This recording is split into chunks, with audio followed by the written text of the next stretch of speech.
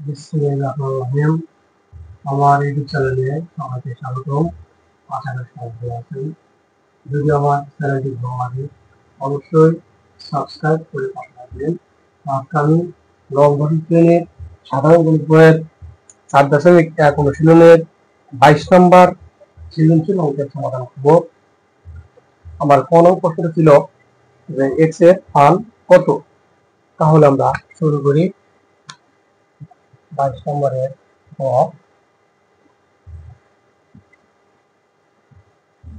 দেওয়া আছে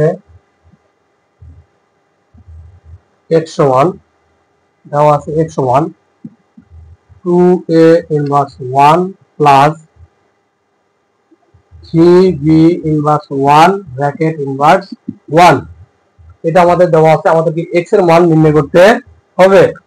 তাহলে কোন সংখ্যার উপর ইনভার্স মানে কি 1 ডিভাইডেড ওই সংখ্যাটার উপর ওই পাওয়ারটা।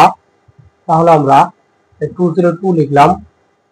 এখন এর উপর ইনভার্স 1 আছে, তার মানে কি 1 ডিভাইডেড a প্লাস একইভাবে 3 into 1 divided b inverse 1।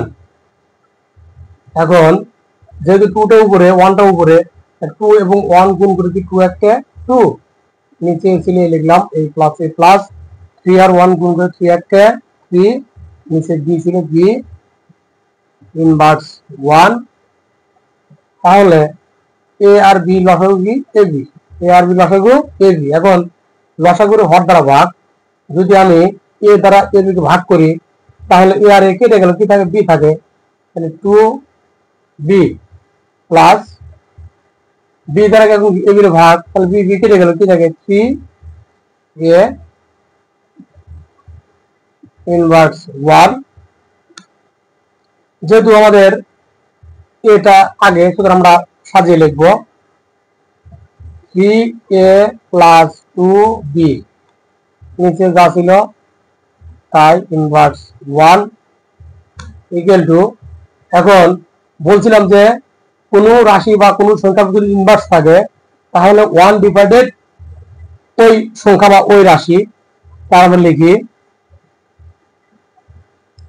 1 divided 3a plus 2b by ab।